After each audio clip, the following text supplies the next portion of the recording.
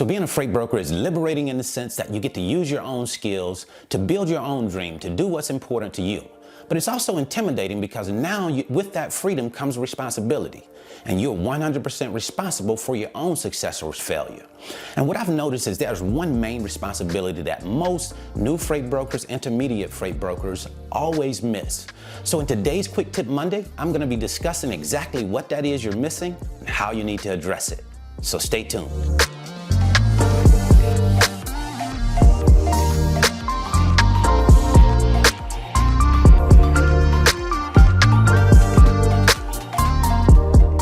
So if you've been here before, you know the drill, but just in case this is your first time here, I have 3 small asks.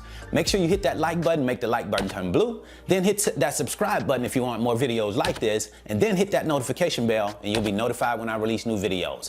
Also, I would like to know what your thoughts are on the topic that we're going to discuss today. Make sure you leave us a comment in the comment section and let us know what you think. So now for some reason, one of the topics that we avoid like the plague is retirement. And I don't know why that is. Maybe it's because it seems like it's so far away, or maybe it's just because we call it retirement and that seems boring. But what I want you to know today is that you have to, take responsibility for your retirement as a self-employed individual, because nobody is doing it for you. You don't have a job where the job says, hey, you want to set up in the 401k, we'll take that money out and start to invest it for you. Nobody is going to do that for you. So you have to do that for yourself, because there'll come a point in time where you're not making as much money as you're making right now. So we have to do some things right now to set ourselves up for success later on. And one of those things is setting up individual retirement accounts. So let's take a look at 3 vehicles for your retirement that will set you up for success. Okay, so the business is the money producer. It's going to produce the income. But now, when we're getting the income coming in, we want to make sure that we're utilizing it so it's in our best interest. We want to make sure that we're keeping as much money away from the government as possible. Now, of course, we want to pay our fair share, but we don't want to pay more than that. How do we do that? Well, we have tax shelters.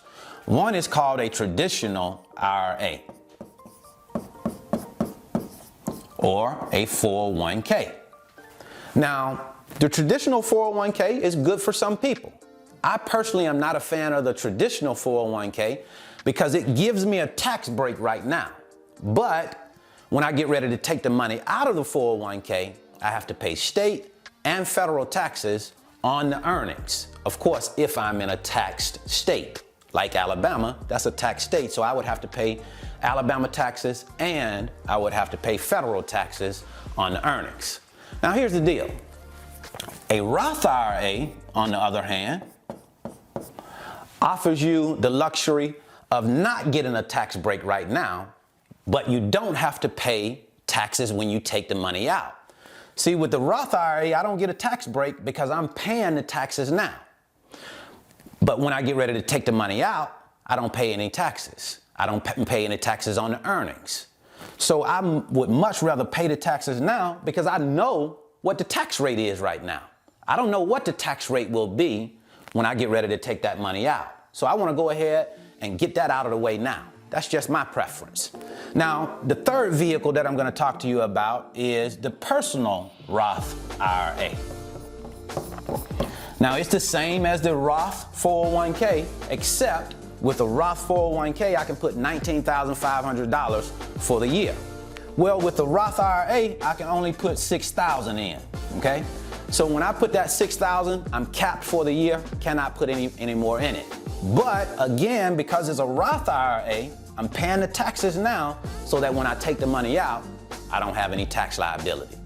So these are the vehicles, the traditional 401k, the Roth 401k, and the Roth IRA. Now, there are some other 401ks out there, some simple IRAs out there, some different types of IRAs, but I'm talking to you about the ones that I have, the ones that I use. So you would have to take a look at your situation and decide whether you want to use these ones that I have mentioned here, or you want to take a look at something else. But bottom line is, it just makes good sense. It passes the common sense test all day long to have retirement accounts because they shelter your money from the government. The government will not tax all of your money that's in that tax shelter. You get a reprieve from that amount at least. So you get to keep more of your money. And as a business owner, that's what it's all about. So let's not go to sleep on this thing called retirement, because you'll wake up 60 years old and then realize, whoa, my job is gone and now I don't have any money saved for retirement. And if you don't have any money saved for retirement, that could put you in a very, very bad way.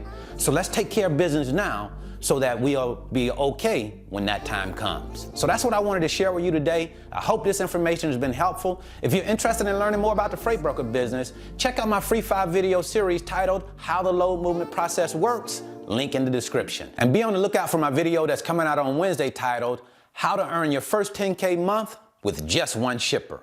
So until the next time, see you at the top, because the bottom is much too crowded.